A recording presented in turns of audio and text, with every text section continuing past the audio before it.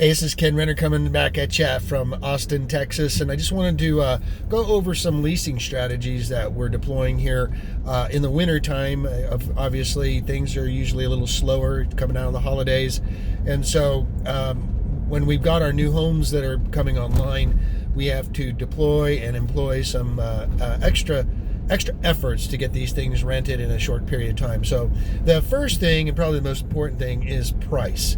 And so I encourage you, especially if your home is in a construction zone, in other words, it's finished being first in, like we like to be, into the subdivision, that oftentimes that surrounding you could be houses that are on foundation stage or in framing stage, and hammering going on, and food trucks going to serve the laborers that are working so hard to build our houses.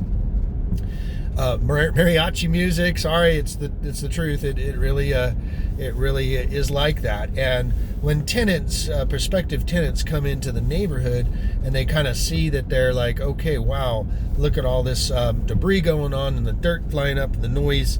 My encouragement is to drop the rent so that it encourages them, incentivizes them to be able to accept a property that, for the most part, in the next few months is going to be in a construction zone. It could be maybe 6 months worth of construction. So just think of it your way. If you're going to live somewhere and pay top dollar rent, you'd want to be in a nice, really finished neighborhood. But that's not the case, because oftentimes it's because we're first in. That's where we like to be. Therefore, we might be in a construction zone. So lower that rent $100, $125 below market, and get somebody in there. We've come up with another strategy. It's I call it a hybrid lease. And what that is when you're marketing a property in the MLS or in Zillow, there is obviously people are shopping by price and location, and price being probably the number one driver. So if you can get your rents down in Zillow, in the marketing side of things, at least for the marketing, you'll be able to be the best priced house in the market. And of course, that's supply and demand. They're going to always, all things being equal, they're going to go with the lowest price. So we've come up with, especially right now it's February, do a 6-month lease at, let's say the rental market price should be $1,500. Do a 6-month lease at $1,395, and with a 6 months after that at $1,500. So once again, dropping that rent by $100 is going to save you. It may cost you $600 from market rent, but it's better than having another month's vacancy, which would cost you $1,200, which is like $100 off for the entire year. So the algebra works better is to get somebody in there. We've also found that when we're the lowest price loss leader in the neighborhood, we also get the best tenant possibilities. I had one property that was up in Temple, was $1,375. I lowered it to $1,325, and I got very few responses. I lowered it to $1,325, just $50, and I got 3 applications that weekend, and I was able to choose the best one. So it's important to realize that if you can get that price, especially the front end, down, you're going to be much happier to get somebody in there. You might get somebody that's better or even longer. We also want to encourage you to be flexible with your leases.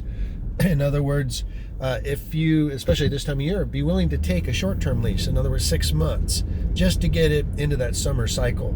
I think that's really important if you can do that. We've also, with our leasing managers, deployed what I call a ghost open house. And what that is we put open house signs in the neighborhood, put an open house sign on the property, and then we have a sign on the door that says, we're not in the neighborhood right now, we're around the corner, so go ahead and call this number, and we will we'll get you in the house. So these works for vacant houses. And so what we do is, with that sign on the door, they call the number, and we say, oh, hey, we're not able to open the door right now, but if you text me your ID, picture of your driver's license, and give me your email address and your name and everything, we'll be glad to give you the code to get in. So they text the picture of their driver's license and their email address, and so I got their phone number, their email, and their driver's license, and we give them the code to get into the house. And that way, and we ask them, please put the code back in. They're welcome to ask us questions while we're on the phone if they want us to virtually walk through the house. The point is making it easy for people to get in the house.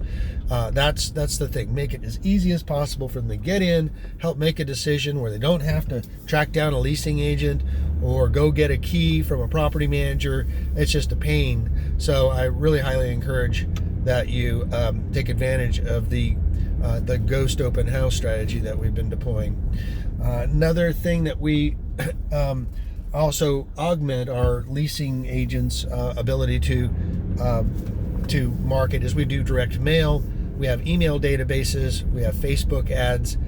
We know that it's important that the business strategy for me is if the house stays vacant for too long, you'll be upset and you won't come back and buy more, or you won't tell your friends and your coworkers about the great experience that you had owning this property. So we take it very seriously. But it is a market. So and there is competition. In fact, we're doing so well, we create our own competition with the amount of homes that we sell. So being flexible all the way around will make your life easier and less stressful. It'll once a tenant gets in there, that's really that's where the stress and the phone calls stop. Also remember that you skip your first month's rent. So let's say we got a closing in mid-February here. First month's payment.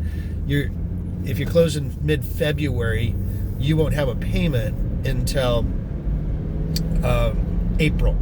So that's the thing, is it's 30 days after the first, so you might have as much as 60 days of not having a payment. So take that into consideration as well, that the average leasing time is usually around 3 weeks. And that, so 3 weeks, 4 weeks is pretty typical. Sometimes we lease them right as soon as they're closed, especially on the very well priced ones. And then others might sit. And so we put our marketing hats on and get those things marketed to the tenants, apartment buildings, direct mail, Facebook ads, YouTubes, whatever it takes to get our attention on it.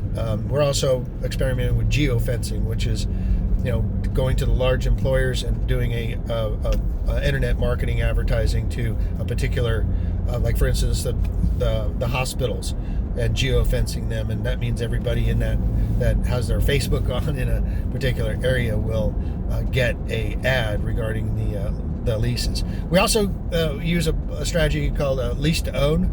Now, we don't do lease purchases in Texas because it's really highly doesn't work for sellers. It's almost illegal practically. But we do what we call rent to own because it's a buzzword.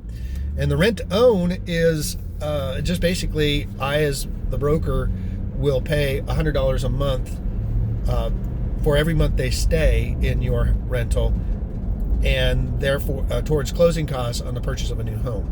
So, for instance, if they stay there for 2 years, they go buy another house and leave the rental situation, then I'll give them $2,400 towards their closing costs out of my commission.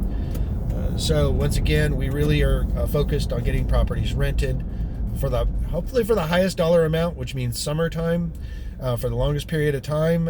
3 years is great. We've had several 3-year leases, and I would even take a lower rent for a 3-year lease just because the turnover is what's expensive. So, all right, well, this is Ken. Hope those strategies work for you. We're working closely with your leasing agents as well as with the other agents in town that are there to help market your properties. So talk to you soon, and I will get at you on the other side. Thanks. Bye.